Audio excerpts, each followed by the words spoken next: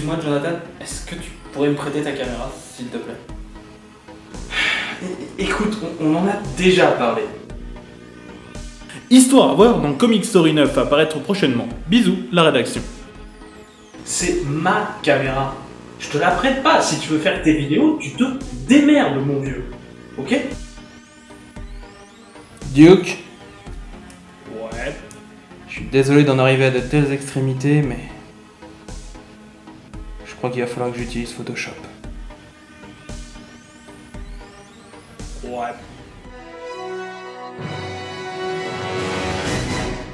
Bonjour et bienvenue dans ce nouveau Comics Actu après un certain temps d'absence pour cause de multivers qui lag. Du coup on en profite pour changer d'habillage, ce qui permettra de faire les épisodes plus rapidement et donc de revenir au rythme d'une vidéo par semaine. C'est parti pour une petite sélection de l'actualité comics. Parlons très vite de quelques news liées aux adaptations qui n'ont pas déjà été répétées 12 000 fois. Oui, un jeu de réalité virtuelle basé sur la série de jeux vidéo Batman Arkham est déjà prévu pour la PS4.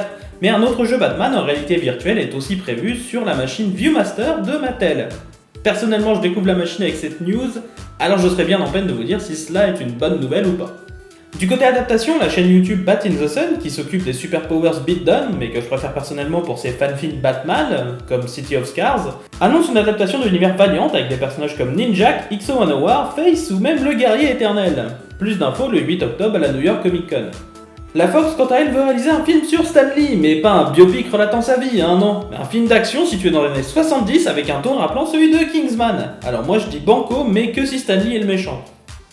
Place aux comics, commençons comme d'habitude par DC Comics qui annonce pas mal de nouvelles petites choses. Tout d'abord, la firme va raconter deux nouvelles origines pour Supergirl dans une mini-série en 4 numéros commençant en décembre, Supergirl Being Super. Le titre sera réalisé par Mariko Tamaki et Gillian Tamaki.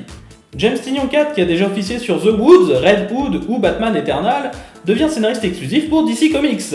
Une nouvelle série Injustice devrait voir le jour, non pas la série qui devrait arriver avec le nouveau jeu Injustice, mais une série Injustice qui s'intitule Ground Zero et qui devrait nous raconter les événements du premier Injustice, mais vu par Harley Quinn.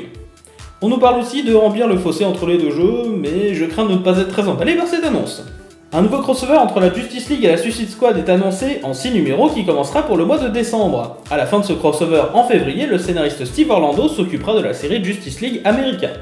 En fin décembre toujours, DC prépare un nouveau recueil d'anthologie consacré à Noël, ce qui devrait mettre en joie mon double du coin qui apparemment souhaite réitérer son calendrier de l'avant des comics. En plus, il y aura Detective Chimp à l'intérieur et rien que pour ça, en fait, moi j'ai envie. Du côté de Marvel, on annonce aussi plusieurs nouvelles séries. Déjà, l'important conflit entre les X-Men et les Inhumains continue après les titres Death of X et Inhumans vs X-Men, avec le titre Inhuman X-Men Resurrection.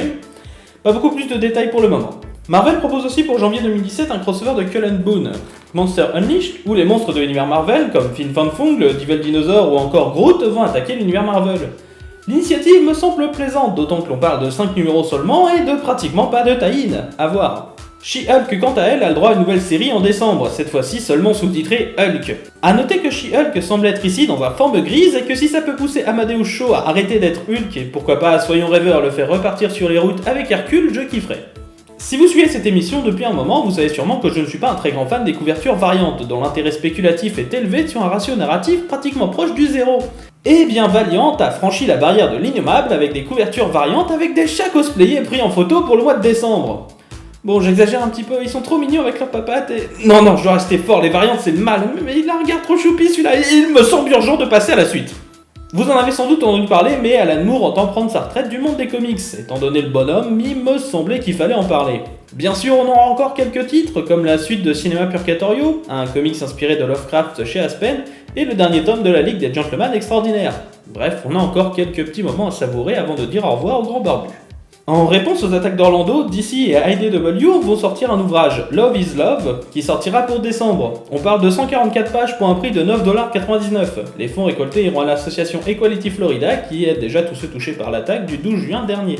Tant qu'on est dans le moment dépressif, tragédie, fin de série, je ne pouvais pas oublier de parler de la réannoncée de ma série indé préférée, Invincible. Celle-ci devrait prendre fin au numéro 144, après un arc en 12 numéros, intitulé The Ends of All Things. Et Kirkman ne ferme pas la porte à un retour de la série reprise par d'autres personnes, mais ce ne sera pas le cas pour tout de suite. Au revoir mon vieux, je t'attends pour un dernier tour de piste. Jesse Blaze Snyder nous propose quant à lui une petite expérience musicale du genre à créer un comics one-shot sans dialogue illustrant 6 morceaux de musique de Blight Light District. Une expérience qui pourrait être intéressante. Enfin, notons que Boom Studio vient de faire passer la série Kong of Skull Island du statut de mini-série à celui de série ongoing, et que Grant Morrison nous offre pour Noël un one-shot de la série Klaus avec son acolyte Dan Mora, avec le titre Klaus and the Witch of Winter. Il est donc temps de passer en zone spoiler, où toutes les news à fort potentiel de spoiler sont réunies. Vous entrez donc ici à vos risques et périls, et la rédaction peut et va vous spoiler ouvertement la gueule. Commençons par DC Comics, qui vient de changer le nom de sa mini-série dédiée à Hawkman et Adam Strange. En effet, le titre de Hawkman and Adam Strange Out of Time vient d'être modifié pour devenir Death of Hawkman. Alors, en plus de moins mettre en avant Adam Strange, on peut dire que ce titre est un potentiel spoiler ambulant. Mais bon, je suppose que cela fait plus vendre. Notez que l'on sait aussi désormais que Despero sera de la partie. Un petit détour par la série Star Wars de Marvel pour apprendre que le titre de Jason Aaron va continuer à explorer le passé de l'univers, tout comme il a pu le faire via le journal d'Obi-Wan Kenobi jusqu'ici. Mais cette fois-ci en utilisant le personnage de Yoda. On nous assure que Luke Skywalker, qui découvrira cette histoire entre Un Nouvel Espoir et l'Empire Contre-Attaque, n'aura aucun indice sur l'identité du Jedi dont il lit l'histoire. Ce qui tombe bien vu qu'il ne connaît encore rien du tout à Yoda, vu qu'il l'a pas encore rencontré. Retournons chez DC Comics où l'on s'amuse pas mal en ce moment. Déjà on montre bien que tout le monde peut mourir dans la Suicide Squad avec la mort du vilain Captain Boomerang.